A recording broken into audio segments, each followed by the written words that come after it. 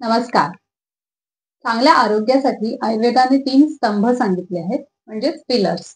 तर त्यापैकी एक महत्वाचा पिलर म्हणजेच निद्रा, म्हणजे शांत आणि पुरेशी झोप.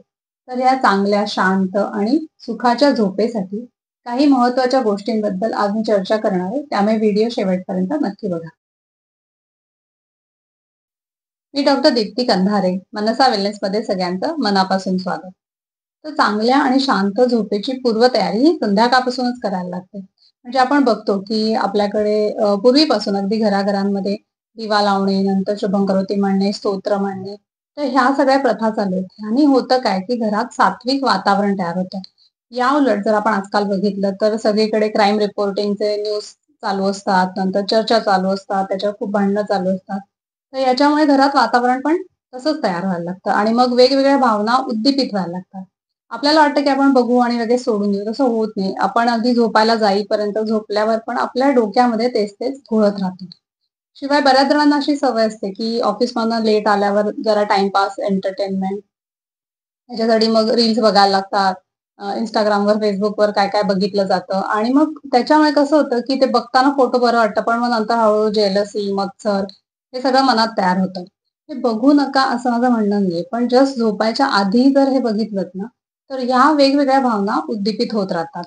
झोपताना किंवा संध्याकाळी जितका सात्विक भाव उत्पन्न होईल मनामध्ये, तर तितकं ते शांत झोपेसाठी गरजेचं असतं. आणि याउलट राजसिक आणि तामसिक हे जे भाव असतात ते मनाची चलबिचल करायला समर्थ असतात. त्यामुळे याने सगळं झोपेचं खोबरं व्हायला लागतं.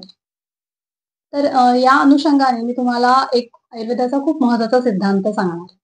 आयुर्वेदामध्ये 3 दोष आणि 3 दोषांमुळे शरीरावर, मनावर होणारे परिणाम असे हे खूप छान वर्णन केलेलं आहे.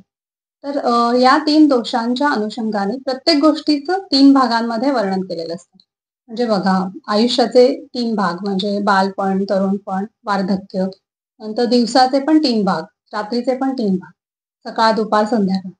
तर या 3 भागांमध्ये अनुक्रमाने कफ, पित्त आणि वात, तर या दोषांचं कार्य चालतं आणि त्या दोषांचा जास्ती प्रभाव असतो. तर असा विचार केला आपण, तर संध्याकाळची वेळ आणि वार्धक्य ह्यामध्ये काही सिमिलॅरिटीज असतात.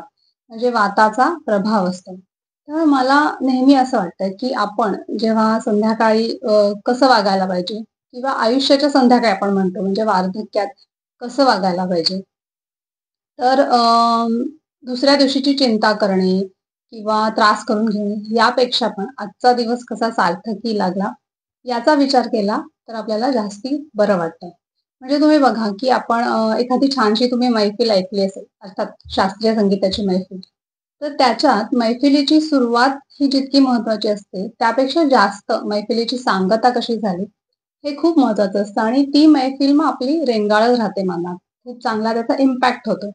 तर तसं संध्याकाळची वेळ ही सुद्धा अशीच असते. म्हणजे आपण दिवसभरात काय-काय केलं किंवा आपल्या दिवसाची सांगता कशी होईल आणि आयुष्याची पण.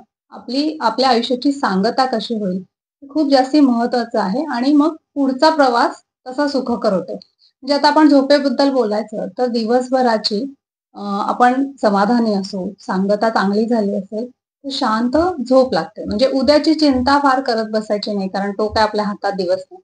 अर्थात उद्या जोमाने कामाला लागायचं, पण त्याची चिंता नाही करायची आणि त्या उलट जे काही आपण कार्य केलंय, ते सगळं समर्पित करून किंवा जे झालंय ते चांगलं झालंय की नाही याच्यातून काही बोध घेऊन ते तिथल्या तिथे समर्पित करायचं. म्हणजे थोडक्यात वृत्तीची निवृत्ती करायची. तर परमार्थिक अँगल यासाठी इतक्यासाठी गरजेचं आहे. कारण उपाय जर तुम्ही टेम्पररी केलेत, म्हणजे आयुर्वेदाने अनेक उपाय सांगितलेत. मी त्याच्यासाठी व्हिडिओज पण बनवले, त्याची लिंक मी देईन डिस्क्रिप्शनमध्ये. पण ते उपाय वरवरचे असतात. तर त्यासाठी तुमची मनाची तयारी जितकी असेल, तितकी तुम्हाला शांत झोप लागायला मदत होते. याबरोबरही अजून एक महत्त्वाचा मुद्दा म्हणजे फिजिकल वर्क म्हणजे पुरेसे तुमच्या वयानुसार शारीरिक कष्ट हे सुद्धा अतिशय महत्त्वाचे असतात.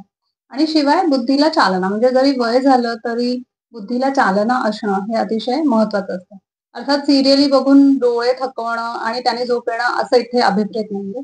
तर व्यवस्थित तुमच्या बुद्धीनुसार तुमचा जो काही अनुभव आहे, स्किल्स आहेत त्यानुसार थोडं-थोडं काहीतरी करत राहणं हे महत्त्वाचं असतं. हे स्पेशली वृद्धांसाठी आणि इव्हन हाउसवाईफसाठी पण, की त्यांना पण काम पुरेसं असतं दिवसभर, पण म्हणून बुद्धीला चालना मिळणं हे तेवढंच महत्त्वाचं असतं. त्यामुळे ह्या दोन्ही गोष्टी इक्वली इम्पॉर्टंट असतात. आणि अर्थात एवढं सगळं केलं, पण अजून एक महत्त्वाची गोष्ट म्हणजे दुपारी न झोपणं हे अपेक्षित आहे. पण बाकी सगळ्याही गोष्टी जरी असल्या, तरी दुपारी झोपलात तर त्याचा काहीच उपयोग होत नाही. त्यामुळे हे पण अवश्य पाळा. तर या सगळ्या गोष्टी पाळा आणि याच्या बरोबरीने अजून एक महत्त्वाची गोष्ट लक्षात ठेवा म्हणजे चॅनलला सबस्क्राईब करा. तर हा व्हिडिओ बघितल्याबद्दल धन्यवाद. भेटूया पुढच्या नवीन व्हिडिओमध्ये.